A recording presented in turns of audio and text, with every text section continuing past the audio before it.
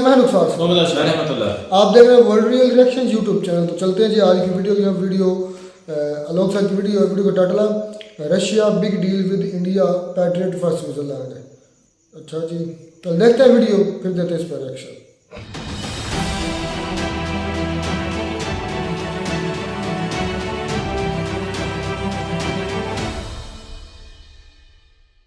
नमस्कार दोस्तों, defence detective के एक और एपिसोड में आप सभी का स्वागत है। मैं हूं आलू। तो खबर क्या है कि पहले वीडियो को जिस तरह से आप लोगों ने अपना सपोर्ट दिया उसका बहुत बहुत उसके लिए आप सभी का शुक्रिया। तो डिफेंस और जियो पॉलिटिक्स से जुड़ी कुछ अहम खबरों को लेकर आज मैं फिर आपके सामने हाजिर हूं। तो आज सबसे पहले हम बात करेंगे भारत और उसके सबसे पुराने और भरोसेमंद दोस्त रूस की। यूक्रेन वॉर की वजह से रूस पर वेस्टर्न वर्ल्ड ने कई तरह के सैंक्शंस लगाए हुए हैं, ट्रेड पर बैन है, लेकिन दूसरी तरफ भारत रूस के साथ खड़ा हुआ है। रूसी न्यूज एजेंसी स्पुतनिक इस खबर को देखी। भारत रूस के लिए 24 कार्गो शिप बनाने जा रहा है।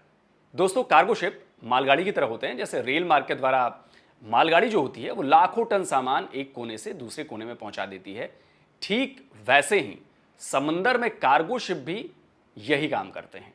लेकिन फर्क यह है कि एक मालगाड़ी पर लदे सामान से कई गुना ज्यादा माल जो होता है वो कार्गो शिप कैरी करते हैं। तो 24 कार्गो शिप बनाने का जो कॉन्ट्रैक्ट है वो रूस ने दिया है किसे? भारतीय कंपनी गोवा शिपयार्ड को। गोवा शिपयार्ड के द्वारा जो ये शिप्स बनाए जाएंगे, इन शिप्स को रूस कैस्पियन सागर में ऑपरेट करेगा। आप इस डील का मतलब समझ रहे हैं? ये मेक इन इंडिया के दिशा में बहुत बड़ी छलांग है। इससे इंडियन शिप बिल्डिंग कंपनीज के लिए दुनिया भर के रास्ते खुलेंगे। और सबसे बड़ी बात कि गोवा शिपयार्ड को यह टेंडर जिस कीमत पर मिला है, रशियन कंपनीज उसका डबल मांग रही थी। तो जो पहले 4 शिप्स होंगे उन्हें 2024 के फर्स्ट क्वार्टर यानी अप्रैल तक डिलीवर कर दिया जाएगा। इसमें केमिकल कैरियर, बल्क कैरियर और कंटेनर शिप शामिल है, यानी कि इन चीजों को इससे ढोया जाएगा। जबकि बाकी बचे जो 20 शिप्स हैं उनकी डिलीवरी साल 2027 तक कर दी जाएगी। देखिए, ये तो खबर है ही, लेकिन इस मेगा डील के पीछे जो असली खबर है वो कुछ और ही है। इसलिए मैं कहता हूं कि जियो पॉलिटिक्स बड़ी ही मजेदार चीज है। जब लगता है कि मामला बुरी तरह फंस गया है तो कोई ना कोई ऐसा रास्ता निकल जाता है या निकाल लिया जाता है जिसके बारे में जानकर हैरानी होती है। तो भारत और रूस ने इस डील को करके एक बेहद गंभीर मामले का हल निकाल दिया है जो इन दोनों देशों के बीच फंस रहा था। आपको याद होगा, भारत और रूस के बीच भारतीय रुपये में कारोबार शुरू हुआ था, लेकिन उसमें दिक्कतें आने लगी थी। भारत के द्वारा रूस को कुछ पेमेंट्स की गई थी जो रुपीज में थी, और ये बिलियन ऑफ रुपीज की पेमेंट थी। अब हुआ ये कि रूस भारतीय करेंसी की वजह से फंस गया, क्योंकि रुपए में वो कहीं और पेमेंट नहीं कर पा रहा था, यानी उसके पैसे स्टक हो गए। गोवा में जब सीओ की बैठक चल रही थी तो रूसी विदेश मंत्री सर्गेई लेवरोव ने भी कहा था कि इन पैसों को किसी दूसरी करेंसी में ट्रांसफर करना पड़ेगा, वरना रूस का ये पैसा भारत में फंसा ही रहेगा। तो वही रूस में भी इसे लेकर बड़ा बवाल हो रहा था। क्रेमलिन के एक पूर्व अधिकारी ने तो यहां तक ब्लेम कर दिया था कि रशिया की जो करेंसी है रूबल, उसमें गिरावट की वजह भी भारतीय रुपए की स्टॉक पाइलिंग है, यानी जमाखोरी है। पर अब यह प्रॉब्लम सॉल्व हो जाएगी, क्योंकि 24 कार्गो शिप की जो डील रूस ने भारत के साथ की है वो दोनों देशों के बीच इतनी बड़ी समस्या का निवारण है। रूस के जो पैसे भारतीय करेंसी के रूप में फंसे हुए हैं, इस डील की वजह से वो फ्री हो जाएंगे, यानी रूस इसकी पेमेंट उन्हीं भारतीय करेंसी में कर देगा जो ऑलरेडी भारतीय बैंकों में मौजूद है। रूसी न्यूज एजेंसी जो है स्पुतनिक, उसने भी अपने ओपिनियन पीस में इसका जिक्र किया है। अब रूसी मीडिया ये बात कह रहा है तो इसका मतलब यही हुआ कि डील यही हुई होगी कि आप 24 शिप बनाओ, इसकी जो कॉस्टिंग होगी उसमें रूस के पास जो भारतीय रुपया मौजूद है, पेमेंट उसके रूप में भी कर दी जाएगी। उन रुपयों का इस्तेमाल इस शिप की पेमेंट में कर दिया जाएगा। तो देखा आपने, पुराने और अच्छे दोस्त जो होते हैं वो अपनी मुश्किलों को ऐसे ही दूर करते हैं, उसे बढ़ाते नहीं हैं। तो भारत और रशिया ऐसे ही दोस्त हैं। चलिए अब दूसरी खबर की बात करते हैं जो पड़ोसी देश पाकिस्तान की है। तो भारत अगर रोहिंग्याओं और बांग्लादेशी घुसपैठियों के खिलाफ एक्शन लेता है तो पाकिस्तान को फौरन मिर्ची लग जाती है। वो फौरन मुस्लिम कार्ड खेलकर भारत को मुस्लिम विरोधी साबित करने में जुट जाता है। लेकिन वो खुद अपने देश में मुसलमान बिरादर के साथ क्या कर रहा है, ये भी जरा देख लेना जरूरी है। पाकिस्तान में इन दिनों अजीब सी अफरा तफरी मची हुई है। बुलडोजर से मकान गिराए जा रहे हैं, अफगानी लोगों को गिरफ्तार किया जा रहा है। दरअसल हुआ यह है कि पाकिस्तान सरकार ने अक्टूबर की शुरुआत में एक फरमान सुनाया था। फरमान यह था कि पाकिस्तान में रह रहे 17 लाख अफगानी पाकिस्तान छोड़कर चले जाएं। पाकिस्तान सरकार ने इसकी डेडलाइन 31 अक्टूबर रखी थी। अक्टूबर बीतते ही पाकिस्तानी सरकार अफगानी रिफ्यूजियों को गिरफ्तार कर उन्हें डिपोर्ट कर रही है। अफगान रिफ्यूजियों के घरों को बुलडोजर से गिरा रही है, उनके सामान और उनकी प्रॉपर्टी जो है वो जब्त कर रही है। कहने को तो ये एक्शन जो है वो अवैध रूप से रहने वाले जो अफगानी हैं उनके खिलाफ किया जा रहा है, पर हकीकत कुछ और है। पाकिस्तान द्वारा अपने ही मुसलमान बिरादर अफगानियों के साथ क्या किया जा रहा है, इसके पीछे की असली खबर भी मैं आपको बताता हूं।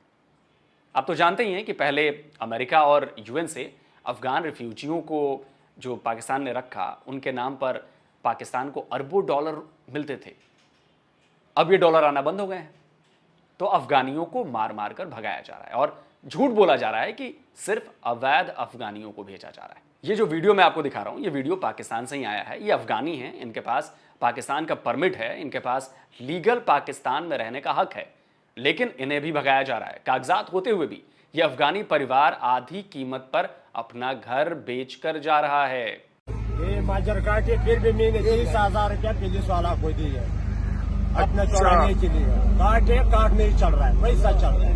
नहीं, पहले से ये बताए कि आपका ये जो माजर कार्ड है ये वैलिड है? ये ओरिजिनल कार्ड है भाई, जो ना दरे वाला ने दी है। तो इसके बावजूद आपको निकाल रहे हैं, आप खुद जा रहे हैं, आप तो खुद जा रहे हो ना? नहीं छोड़ रहा भाई, घरों को ऊपर मार रहा है। हमारा घर था मैंने छोड़ दिया, अपना घर 10 लाख लिया था, 5 लाख मैंने बेच दिए, घर बेच है।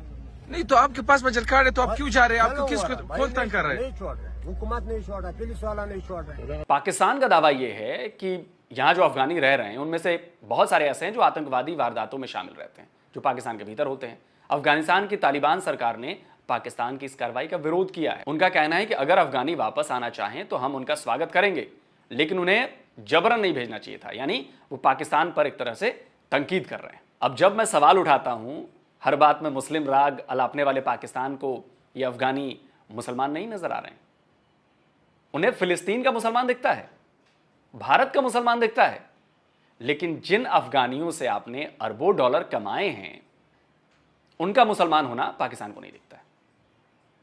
चलिए कोई बात नहीं, अफगानी ये बात जानते हैं। चलिए अब तीसरी खबर की बात करते हैं। यह खबर अमेरिकी मिसाइल डिफेंस सिस्टम पैट्रियट से जुड़ी हुई है। आपने पैट्रियट डिफेंस सिस्टम का नाम सुना है? यह दुनिया के सबसे हाईटेक डिफेंस सिस्टम में से एक है। Patriot advance capability 3 missile system को PSE-3 भी कहा जाता है। खबर यह है कि पैट्रियट मिसाइलें अब स्विट्जरलैंड में भी तैनात होने जा रही हैं। अमेरिका और स्विट्जरलैंड की गवर्नमेंट ने इस मिसाइल सिस्टम की डील साइन कर ली है। यानी अब स्विट्जरलैंड के आसमान को अवैध बनाने के लिए अमेरिकी डिफेंस सिस्टम पैट्रियट का पहरा लग जाएगा। ब्रेकिंग डिफेंस न्यूज वेबसाइट के मुताबिक स्विट्जरलैंड को PSE-3 साल 2028-29 में मिल जाएंगे। इसके साथ ही इसी दौरान PSE-2 guided enhanced missile tactical जो होती है मिसाइलें, उसकी भी डिलीवरी होनी है। अब देखिए, एक्चुअली स्विट्जरलैंड जो है वो 2030 तक अपनी आर्मी को मॉडर्नाइज करने के मिशन पर काम कर रहा है। इसमें वो अमेरिका से F-35 स्टेल्थ फाइटर जेट्स भी ले रहा है, कुछ और मिसाइलें भी ले रहा है। हालांकि स्विट्जरलैंड जो है वो एक न्यूट्रल कंट्री या यूं कहें कि मिलिट्री न्यूट्रल कंट्री है। उसकी पॉलिसी है कि भाई किसी भी तरह के जो मिलिट्री कॉन्फ्लिक्ट हैं वो उसमें किसी की साइड नहीं लेगा, किसी भी तरह से एक साइड की मदद ही नहीं करेगा, यानी वो उससे दूर रहेगा। पर अब हुआ क्या है कि मिडिल ईस्ट के जो देश हैं उनके बीच जिस तरह से तनाव बढ़ रहा है और यूक्रेन रशिया वॉर को देखकर अब उसे लगने लगा है कि भाई सिक्योरिटी करनी चाहिए अपनी, इसीलिए वो अपने डिफेंस को मजबूत करने में जुटा हुआ है। इसीलिए उसने पैट्रियट एयर डिफेंस सिस्टम की डील की है। लॉकहीड मार्टिन द्वारा बनाए गए इस डिफेंस सिस्टम को पहली बार 1991 में खाड़ी युद्ध के दौरान यूज किया गया था। 2003 में भी अमेरिका ने PSE-3 की मदद से सऊदी अरब, इजराइल और कुवैत को इराकी मिसाइलों से बचाया था। इस डिफेंस सिस्टम के मेनली 3 पार्ट्स हैं। पहला है बेहद शक्तिशाली रडार। ये 100 किलोमीटर दूर से ही दुश्मन के मिसाइल को इंटरसेप्ट कर लेता है, यानी कि ट्रैक कर लेता है, ट्रैक भी कर लेता है। दूसरा पार्ट है कंट्रोल सिस्टम, जो एक पावर जनरेटर से जुड़ा होता है। रडार मिसाइल इंटरसेप्ट करने के बाद इसकी इंफॉर्मेशन कंट्रोल सिस्टम को भेजता है। इसके बाद कंट्रोल सिस्टम इसके तीसरे पार्ट यानी लॉन्च स्टेशन को काउंटर मिसाइल फायर करने का सिग्नल देता है। Patriot system advance hit to kill technology से लैस है। यह defence system short range ballistic missiles, tactical missiles, cruise missile के साथ साथ एयरक्राफ्ट्स को भी टारगेट कर सकता है, उन्हें मारकर गिरा सकता है। देखिए, दुनिया के 18 देश इस वक्त इस डिफेंस सिस्टम का इस्तेमाल कर रहे हैं। इनमें जर्मनी है, जापान है, इजराइल है, सऊदी अरब है, स्वीडन है, रोमानिया है, पोलैंड है और साउथ कोरिया जैसे देश हैं। अब इसमें स्विट्जरलैंड का भी नाम जुड़ जाएगा तो कुल हो जाएंगे 19। चलिए, रूस यूक्रेन वॉर के बीच आपने देखा होगा कि जर्मनी ने यूक्रेन को पैट्रियट डिफेंस सिस्टम दिया था। ये उसे अमेरिका नहीं दिया था, जर्मनी को। इजराइल का आयरन डोम भी है जो अपने आप में एक सक्सेसफुल एयर डिफेंस सिस्टम है, लेकिन इजराइल भी पैट्रियट मिसाइल का इस्तेमाल करता है। तो हम इसे समझ सकते हैं कि ये अमेरिकी एयर डिफेंस सिस्टम कितना परफेक्ट है। हालांकि S-400 जो है हमारा, वो इससे भी थोड़ा तगड़ा है। तो चलिए दोस्तों, आज का वीडियो यहीं खत्म करते हैं। कमेंट्स के जरिए अपनी राय जरूर दीजिए, और अगर आपने हमारे चैनल डिफेंस डिटेक्टिव को अब तक सब्सक्राइब नहीं किया है तो भाई जल्दी से कर लीजिए, ताकि आप तक हमारे हर नए वीडियोस की जानकारी फौरन पहुंच जाए। तो जल्दी मिलता हूं एक और नए वीडियो के साथ। नमस्कार, जय हिंद।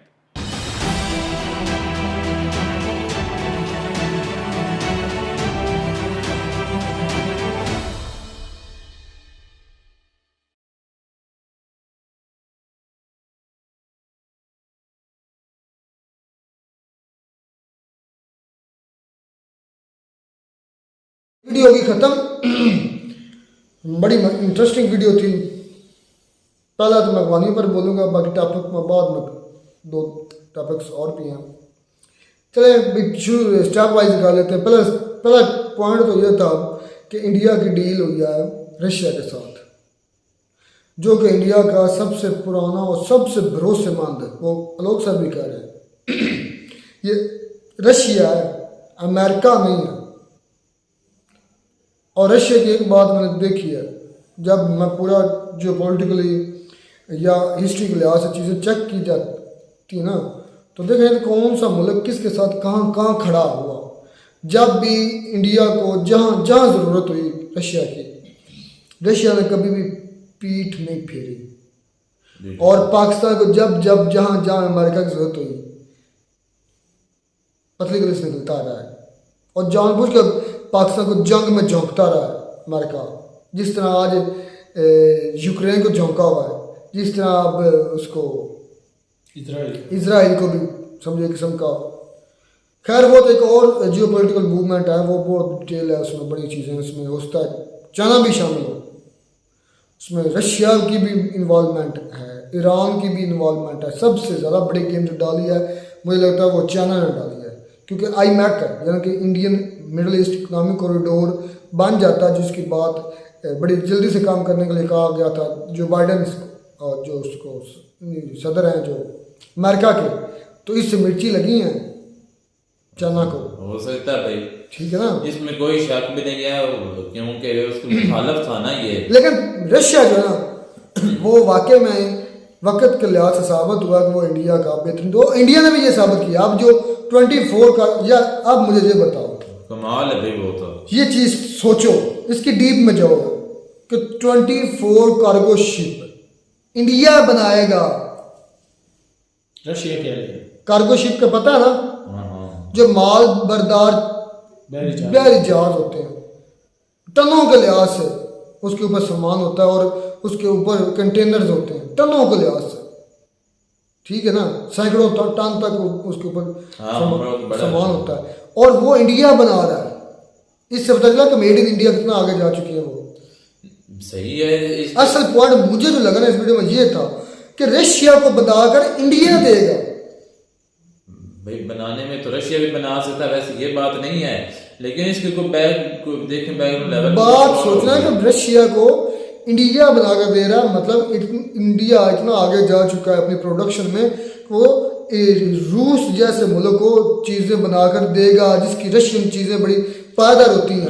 अगर जो इंडिया ये क्रक्स था वीडियो का। इंडिया में गटर के ढक्कन जो USA में सेल हो के वहां पे गटर में इस्तेमाल हो सकते हैं, सुपर पावर एक मुल्क। सुपर पावर मुल्क है, तो वहाँ पे गटर के ढक्कन जा सकते हैं। तो ये इतने बड़े बड़े जहाज रशिया क्यों नहीं, रशिया को नहीं बना के दे सकते भाई? दे सकते हैं भाई उनकी प्रोडक्शन है, वो प्रोड्यूस करते हैं, ऐसी चीजें बनाते हैं, बना के देते हैं।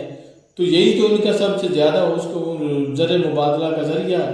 हाँ सही है। और उनकी तरक्की का मुंह बोलता भी सबूत यही है, भाई हर इन्हीं चीज- कामों की वजह से है। हर चीज उन्होंने मेड इन इंडिया की है, इसी वजह से वो ज्यादा तरक्की की राह पर भैया ना गामजन हुए हैं।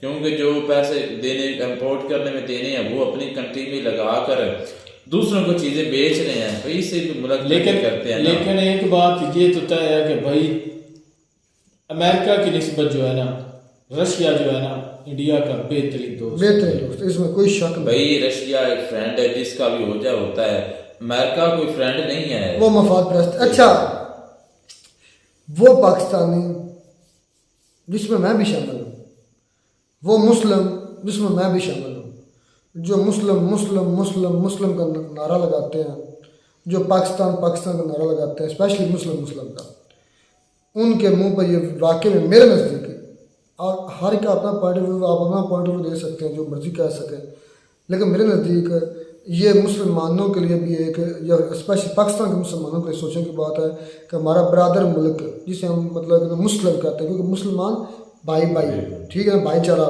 बड़ा होता है, तो उसके हम लोग नहीं रख रहे। हालांकि ये बिल्कुल बात लोग साथ ठीक है कि जब इधर अमेरिका था ना, हमने रखे क्योंकि उनकी इवज़ हमें डॉलर मिलते रहे, क्योंकि इधर से गुजर के जाता था तो वो उधर से जाने बचा के जाते, दौड़े दौड़े डॉलर हमें मिले।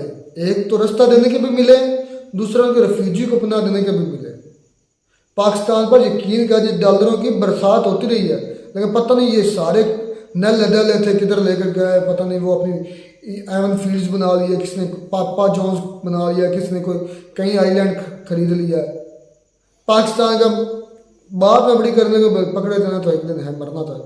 पाकिस्तान का कोई जनरल मुझे बता दो रिटायर होने के बाद पाकिस्तान में हो, 4 स्टार जनरल, कोई भी नहीं, उनकी औलादे हों। कोई भी। अभी रिसेंटली जो रिटायर हुए हैं हमारे चीफ जस्टिस साहब या हमारे आर्मी चीफ जो रिटायर हुए हैं, वो कहाँ होंगे? चीफ जस्टिस साहब की अभी तक खबर नहीं, शायद पाकिस्तान में हो, लेकिन आर्मी चीफ तो कंफर्म है कि या वो यूरोप में या यूएसए में।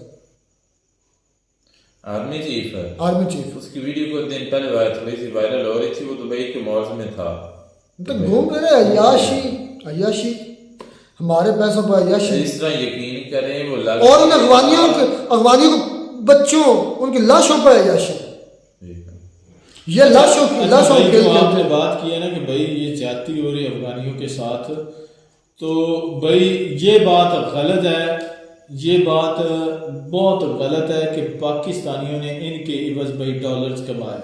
डॉलर पाकिस्तानी ये नहीं कि हुक्मरान ही हो गए, हमने थोड़े खाने हैं या हमें थोड़े देते रहे भाई। पाकिस्तानी मतलब हुक्मरान या जो बड़े हैं, आपको भी पता है कौन है जो करते कमाते थे। गलत बात थी, ठीक है।